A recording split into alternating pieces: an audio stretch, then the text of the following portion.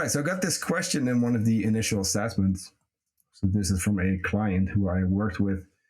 He asked me, what is a realistic fat percentage goal and how long will it take? So right off the bat, I told him, well, I can't answer that second part because how long it'll take, I don't know.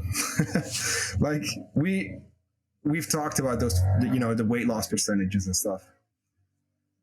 Do you hear the car coming by or the I motorcycle? did, yeah. Okay, sorry. But we talked about the weight loss rates and stuff, but like adherence is a big one too, right? Because we can't really like plug a person into an equation and say, okay, you're going to be losing 1% per week or 0.5 per week. Yeah. Doesn't really work that way. Most of the time we're not perfect, and that's okay, but usually adherence, like that's that number one thing that's very difficult to actually figure out, getting consistent. And that's why we don't know how long something is going to take. Might be short or relatively short if we don't want to lose that much, plus we're super consistent. Might take a really long time, especially if you're trying to learn tracking and trying to learn how to actually stick to a diet or a deficit, I should say. And I told him, like, I don't know the second part of the question. Now, the first part, though, is important to talk about because I don't think that fat percentages are great goals for most people.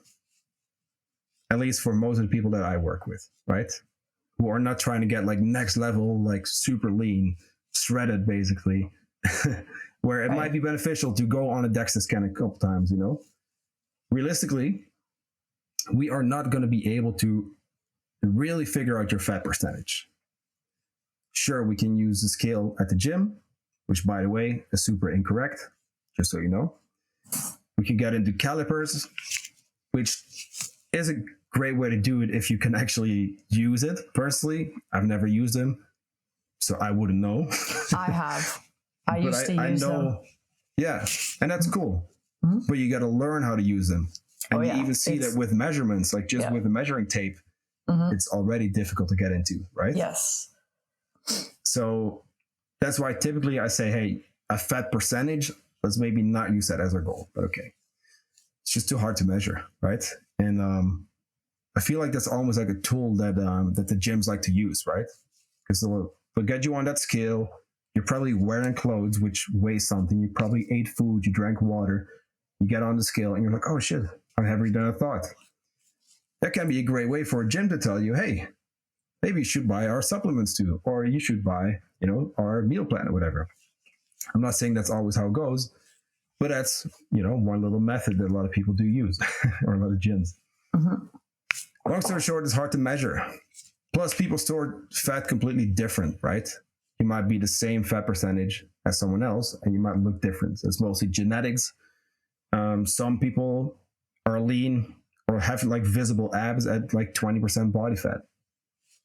Others might not have them yet at 15, Right. So that's maybe another one. So, again, makes it difficult to really figure out, okay, what are we aiming for? And I also don't think that most people should actually go super low. And this is maybe like social media's fault or influence, A lot of people on steroids, let's be honest. On the a lot more than actors. You think. Yeah. And I feel like that's often a lot of people follow on Instagram and TikTok and whatever. And you see these people like saying like, do this ab workout or, take these fat burners, whatever it might be. Like they look absolutely jacked, And people think, oh, I got to follow their meal plan to look like that. Yeah, it's not really going to happen.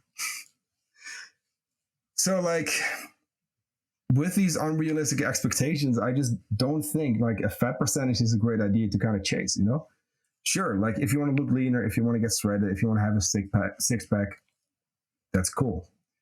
But I think there's more to life than a fat percentage, and it can be a tool to measure. It's just very difficult.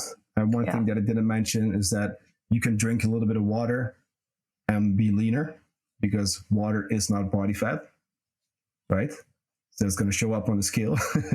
So even with a DEXA, which is considered like the gold standard, like even there's a lot of things you can do or kind of mess up to, influence that scale. So long story short, let's maybe not use it. maybe use photos, and use the metrics as your measure to see, am I making progress? Yes or no? But don't make it the goal. Yeah, I don't focus on body fat percentages at all with my clients. None. No. And when you're talking about where people store fat, it's so funny. I was thinking about this the other day. I personally have been reverse dieting myself, and I've put on a little bit of body fat, and I'm noticing. So, I've always noticed that I put it on my legs, my butt, and this is for a lot of women. Okay. So I have abs. Okay. But I also have a higher body fat percentage because I'm getting it in my legs and my butt. And the other place I get it is my face. Same. Yeah. Yeah. Like you can Right tell away. in my face. And then you have other people who gain body fat and their face doesn't change at all. It's just, it's really interesting. And it's all, genetics. Yeah. And hormones and things like that. But yeah, everyone's going to store it differently. Yeah. And usually so you're probably going to say the same thing as me right now. Probably, yeah. It's the places you want to lose it the most, they're the most stubborn. Exactly. We didn't even write this down, but 100%. Yeah. That's like word for word what I was going to say. Like my legs, definitely. I've always had insecurity with my legs. And if I go into a deficit or anything like that, that's the very last place I lose it. And it's hard because I have to go like steep, really steep to get to that point. And like sometimes I'm just like I would rather eat food and have more body fat, than try and live in this like super steep deficit and be grumpy and moody and just not feel good. You know what I mean? Yeah. So there's a trade-off there. Yeah, definitely. It's usually not worth it. For most people, and that's okay, right? Like we're not trying to jump on like a bodybuilding stage. No. Like some people might, but our clients, no. At least for me, like I have none of those clients, No. And that's okay. It's just a different kind of goal. Right. But what it takes, I think people are not aware of what it takes to get that lean. Oh, that insane measures. Yeah. Insane deficits, insane adherence, being very strict, very diligent, having very little flexibility. And it's a lot of trade-offs that if you want to get that lean, need to be making.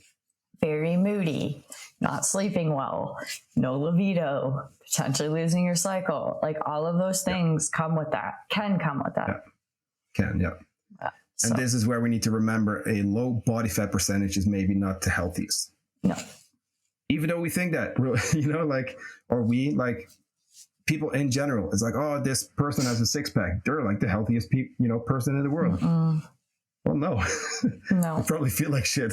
Yeah, I wrote a post on this a while back saying like having a six-pack doesn't equate to you being healthy, and having body fat doesn't equate to you being unhealthy. Like there is a reason like for females why we shouldn't be going into lower body fat percentages, because it's extremely important for our overall hormonal health.